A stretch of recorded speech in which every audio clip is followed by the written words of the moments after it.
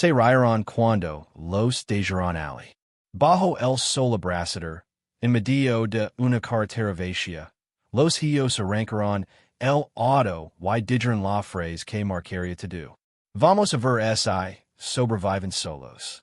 Lo que no sabían es que esos dos ancianos no estaban tan indefensos como parecían.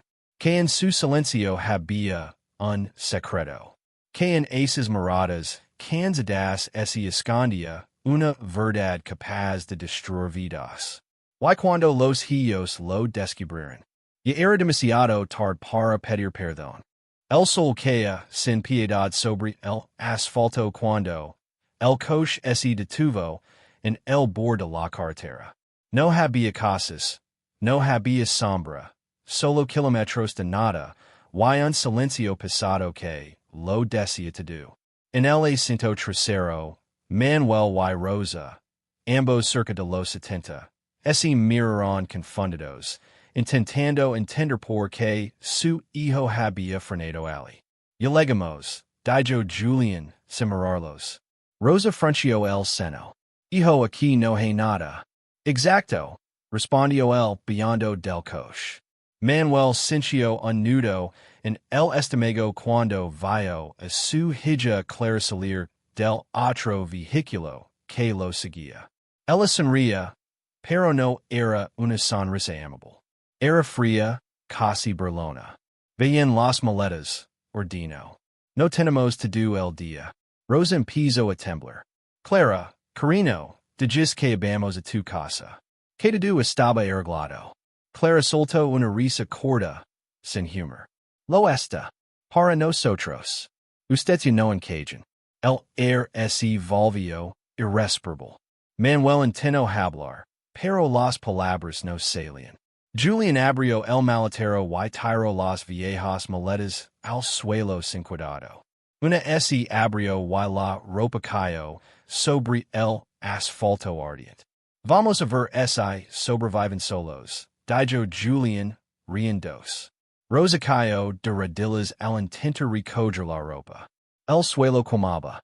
Por favor, solo de llenos en algún lugar con sombra. Usted siempre fueron fuertes, respondió Clara mientras volvía al coche. Demuéstrenlo ahora. Los motores rugieron y el polvo lo cubrió todo. En segundos, los autos desaparecieron, llevándose consigo cualquier rastro de piedad. Rosa rompió a llorar, sin fuerzas. ¿Cómo pudieron hacernos esto? Susurró. Manuel la abrazó. Por dentro se sentia miró alrededor. La carretera infinita. El calor sofocante y ninguna señal de ayuda. Camino unos metros y encontró una señal oxidada, que proyectaba una sombra diminuta. Ali levó las maletas y sentó a Rosa.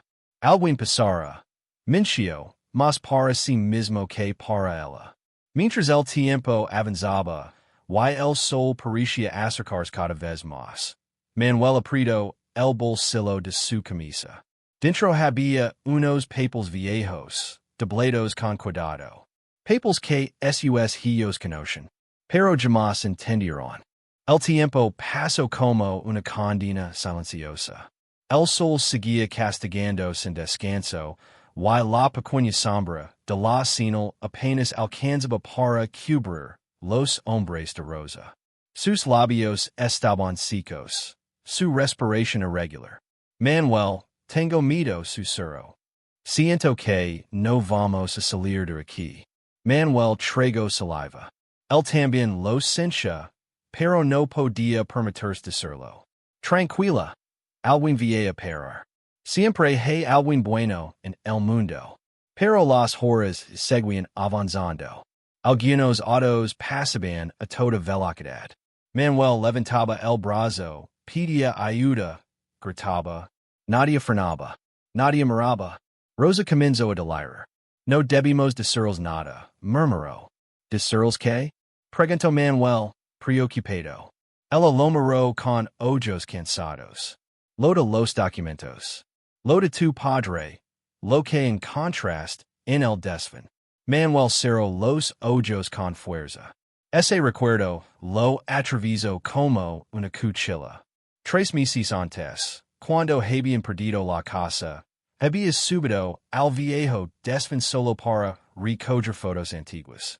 Ali, escondido dentro de una caja de madera, encontró unos papeles amarillentos y una carta sin abrir.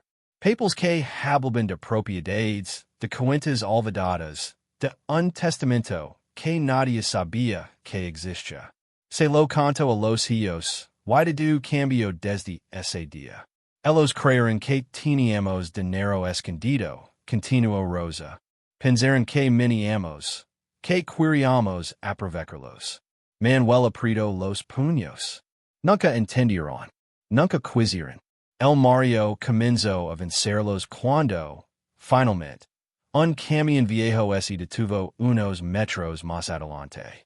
El conductor, un hombre de rostro cansado y voz firme, bajó rápidamente. ¿Están bien? ¿Qué hacen aquí? Manuel apenas pudo ponerse de pie. Nuestros hijos nos dejaron. El hombre negó con la cabeza, indignado. Suben. Los llevó a un lugar seguro. Mientras el camión arrancaba, Rosa apoyó la cabeza en el hombro de Manuel. Tal vez esto pasó por algo susurró. Manuel miró por la ventana como la carretera quedaba atrás. Dentro de su bolsillo, los papeles parecían pesar más que nunca. 3 días después, Clara estaba en su cocina, café en mano, cuando el teléfono sonó. Número desconocido. ¿La señora Clara Mendoza? Preguntó una voz formal. Habló del despacho Legal Hernández and Asociados. Necesitamos localizar urgentemente a sus padres. El corazón de Clara se aceleró. ¿Les pasó algo? No. Al contrario. Y es sobre una herencia muy importante relacionada con el señor Antonio Mendoza, su abuelo. El café se lo resbaló de las manos. Minutos después, Julián recibió la llamada. Herencia. Documentos encontrados. Una fortuna que cambiaba todo. El silencio que siguió no fue de alivio. Fue de pánico. Porque ambos entendieron lo mismo al mismo tiempo. Habían abandonado a sus padres. Justo cuando más valían. El teléfono cayó de la mano de Clara. Durante unos segundos se quedó inmóvil. Mirando el suelo, como si el mundo hubiera perdido sentido. 12 millones. No quizás más. El abogado no había querido dar cifras exactas, pero su tono era claro. No era una herencia común. Llamó a Julián de inmediato. Dime que hablas con ellos, dijo sin saludar. Acabó de colgar. Respondió él, con la voz tensa. ¿Dónde están nuestros padres? El silencio fue la respuesta. Clara, ¿dónde los dejamos exactamente? Ella tragó saliva. En la carretera vieja, antes del desafío, al valle. ¿Hace cuántos días? 3. Julián sintió un vacío en el estómago. 3 días, Clara. 3 días bajo ese sol. Colgo sin decir más. Agarró las llaves y salió corriendo. Mientras conducía, la culpa empezó a mezclarse con el miedo, pero también con algo más oscuro, el pánico de perderlo todo. Clara, desesperada, volvió a llamar al abogado. Mis padres pueden ir hoy mismo, minció. ¿De cuánto dinero estamos hablando? Hubo una breve pausa al otro lado de la línea. Señora, estamos hablando de propiedades urbanas, cuentas olvidadas y participaciones antiguas. Una cifra que cambia vidas. Eso bastó. Mientras tanto, Julián recorría la carretera, deteniéndose en gasoline ras, preguntando a desconocidos. Nadie los había visto. Cada minuto aumentaba su angustia. Finalmente, en un pequeño puesto de descanso, un hombre me recordó algo. Sí, un camionero trajo a una pareja de ancianos hace unos días. Estaban mal, muy mal. Idonde los levo? Preguntó Julian, casi gritando. En pueblo de montaña. Dijo que los dejaría en una posada conocida. Julian no perdió tiempo. Aceleró, llamando a Clara. Los encontraron. Están vivos. Clara respiró aliviada, pero solo por un segundo. Tenemos que verlos. Pedir perdón. Arreglar esto. Perdón? Respondió Julian. Primero asegurarnos de no perder la herencia. En la posada, Manuel y Rosa y no eran los mismos. Habían dormido, comido, recibido ayuda. Pero algo había cambiado en ellos. Y no había miedo, sino una calma firme, casi fría. Esa mañana salieron del despacho del abogado con una carpeta gruesa entre las manos. ¿12 millones? Susurró Rosa. Toda una vida creyendo que no teníamos nada. Manuel no sonrió. No es el dinero lo que importa. Es lo que hicieron cuando creyeron que no valíamos nada. Esa noche, Clara y Julian los encontraron en un restaurante elegante del pueblo. Llegaron con flores, regalos y sonrisas enseñadas. Mama, papa, dijo Clara con voz quebrada. Perdonenos. Rosa la miró con serenidad. Perdón por qué, hija? Por todo. Por el malentendido. Manuel dijo, el cubierto sobre la mesa. Curioso dijo. No nos buscas cuando crees que éramos una carga. Solo cuando descubriste que éramos ricos. Julian intentó intervenir. Somos familia. La familia es equívoca. La familia no abandona. Respondió Rosa con firmeza. Manuel hizo una señal al camarero y pidió la cuenta. Nos vamos, dijo. Tenemos una nueva vida que construir. ¿Y nosotros? Preguntó Clara, desesperada. Manuel se detuvo, mirándolos por última vez. Usted se elegir en su lugar en nuestra historia. Los dejó Ali, con el ruido del restaurante y el peso de una verdad imposible de ignorar. Esa misma noche, Clara recibió una notificación. El testamento había sido modificado. Y por primera vez, el miedo no venía de perder dinero, sino de haber perdido para siempre el derecho de llamar los padres. El pánico se apoderó de Clara cuando leyó el correo del abogado una y otra vez. Modificación de testamento confirmada. No había detalles. No había explications. Solo esa frase fría que parecía una sentencia. Nos sacaron, susurró. Nos sacaron de todo. Julian apretó los dientes. No pueden hacer eso. Somos sus hijos. Los hijos no abandonan a sus padres. Respondió ella, recordando las palabras de su madre. A la mañana siguiente, la historia ya circulaba por las redes locales. Pareja de ancianos abandonados hereda fortuna y corta lazos con sus hijos. Los comentarios eran despiadados. La gente pedía castigo. Algunos incluso hablaban de cárcel por abandono. El teléfono no dejó de sonar. Periodistas, conocidos, chiefs. Necesitamos hablar con ellos, dijo Julian. Cara a cara. Antes de que esto se nos vaya de las manos. Encontraron la nueva dirección esa misma tarde. Una casa elegante, sobria, con un jardín impecable. Clara tocó el timbre con manos temblorosas. Rosa abrió la puerta. Mama, por favor, dijo Clara.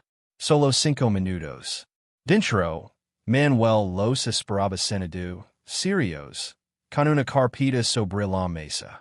Vinieron por el dinero, dijo sin rodeos. No, mintió Clara. Venimos por ustedes.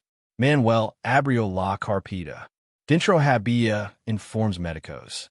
Esto es lo que vino después de que nos dejaron en la carretera, dijo. Arritmia severa. Depresión. Riesgo real de muerte. Julian palideció. No sabíamos. Exacto, respondió Rosa. Nunca se preocuparon por saber. Clara, desesperada, explodo. Es injusto. Ese dinero también es nuestro. El silencio fue absoluto.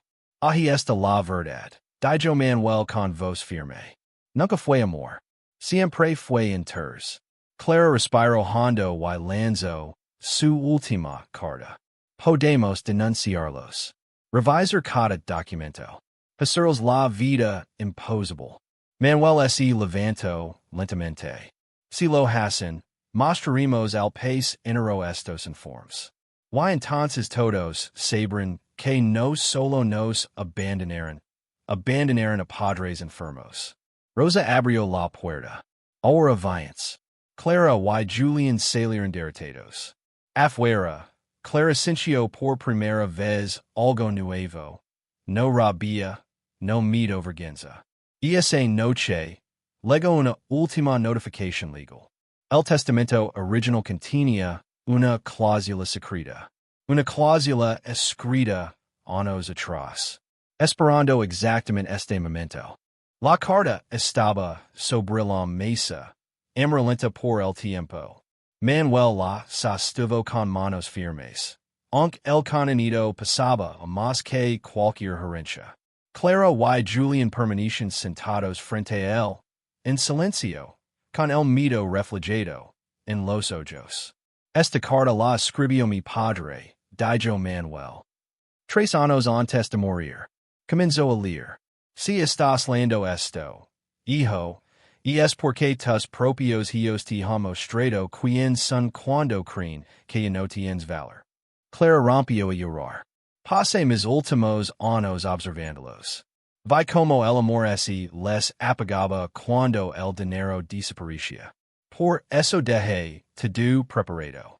Julián apretó los puños. Mi herencia no es un premio. Es una prueba.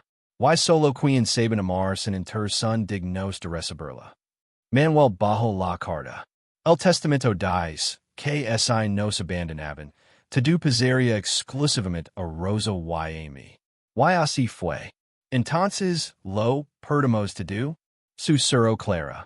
Rosa dio un paso al frente. Perdieron el dinero el día que nos dejaron en la carretera. Pero no pueden perder algo más importante o recuperarlo. Manuel colocó 2 documentos sobre la mesa. Tienen una opción. Un año trabajando en nuestra fundación, cuidando ancianos abandonados. Sin privilegios. Sin dinero. Solo trabajo real. ¿Y después? Preguntó Julián. Después, respondió Rosa, veremos quién son de verdad. Clara miró los papeles. Pensó en la vergüenza pública, en el vacío, en todo lo que había perdido. Firmó. Un año después, Clara sostenía la mano de una anciana olvidada por su familia. Sus manos no eran suaves, pero su mirada era distinta. Por primera vez, entendía. Esa tarde, Manuel sonrió orgulloso. Porque al final, no les dio una herencia de dinero. Les dio algo mucho más difícil de ganar. Una segunda oportunidad.